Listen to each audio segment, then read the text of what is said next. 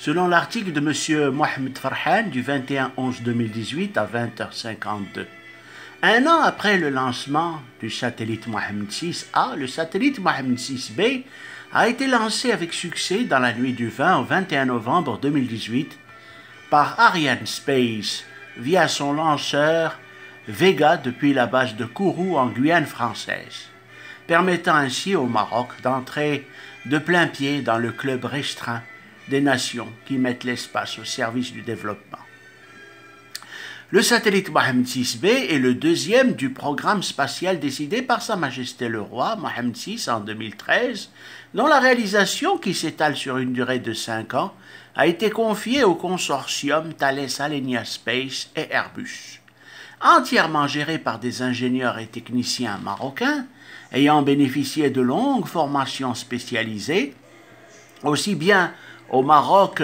qu'à l'étranger, les deux satellites qui se complètent permettent de prendre des images à très haute résolution. Leur complémentarité permet notamment une réduction importante du temps de revisite. Après ces deux satellites, le Maroc se voit ainsi doté d'un dispositif à la pointe de la technologie qui lui permettra une meilleure observation de son territoire et donc une meilleure maîtrise de ses ressources et de sa dynamique de développement, en tirant profit des énormes possibilités dont le cadastre et la cartographie, l'agriculture, les ressources hydriques, le bâtiment et travaux publics BTP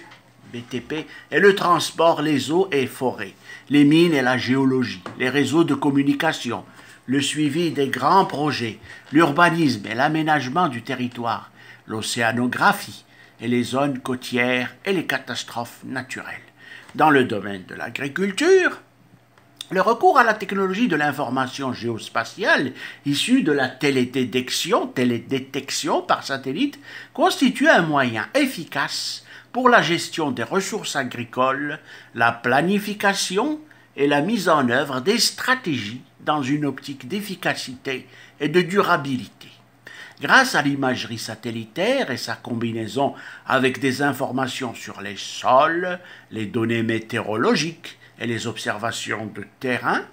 les opérateurs du domaine de l'agriculture vont maîtriser au mieux les données relatives à ce secteur et partant trouver les moyens d'augmenter la productivité agricole. Cette technologie permet également de mettre à disposition une multitude de données cartographiques favorisant une meilleure gestion de l'espace et des moyens d'irrigation, un suivi précis de la campagne agricole, la gestion des ressources forestières et la maîtrise des risques qui y sont liés, les feux de forêt, les abattages, etc. Dans le domaine de l'urbanisme, les données satellites sont des outils stratégiques pour une gestion pertinente du territoire, car elles fournissent une bonne connaissance des ressources disponibles en termes de répartition, d'évolution et d'interaction entre les différents acteurs, options et conflits d'usage.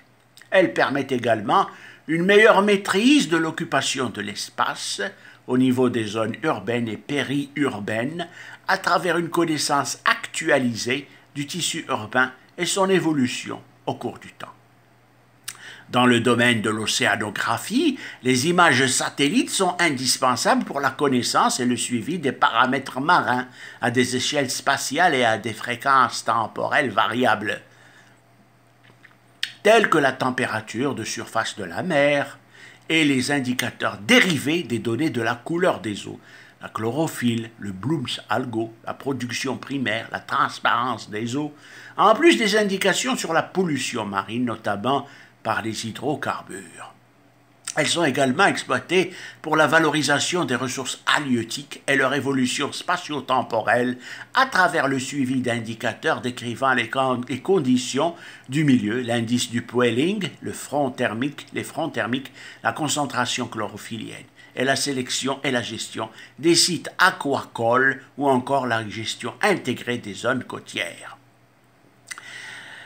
L'imagerie spatiale offre également des outils incontournables dans tous les processus de gestion de ressources hydriques, sans oublier son utilité dans la gestion et l'évaluation de l'impact des inondations et dans la géologie et les ressources minières. Après le lancement le 8 novembre 2017 du premier satellite Mohammed VI-A, qui a mis le Maroc sur l'orbite des grandes nations ayant conquis l'espace, le lancement du satellite Mohammed VI-B permet ainsi au royaume d'entrer de plein pied dans le club restreint des nations qui mettent l'espace au service du développement. Le lancement réussi du deuxième satellite marocain d'observation de la Terre est un acquis indéniable qui vient s'ajouter aux réalisations colossales accomplies par le Maroc sous l'impulsion de Sa Majesté le roi Mohammed VI, Dieu le glorifie, et qui représente pour tous les Marocains un motif de fierté. Le lanceur léger Vega a décollé mardi dans la nuit guyanaise à Kourou à 22h42 heure locale, c'est-à-dire 1h42 GMT, en emportant le satellite marocain d'observation de la Terre, Mohammed VI-B. Ce satellite a été placé en orbite à l'instar de son prédécesseur, le satellite Mohammed VI-A, lancé par Arianespace à bord de Vega, déjà le 8 novembre 2017. Ce matin, 21 novembre 2018, à environ 3h37, heure marocaine, comme prévu, le satellite d'observation de la Terre, Mohammed VI-B, a été placé en orbite. C'est un moment historique, un moment d'émotion intense et de fierté pour tout le pays.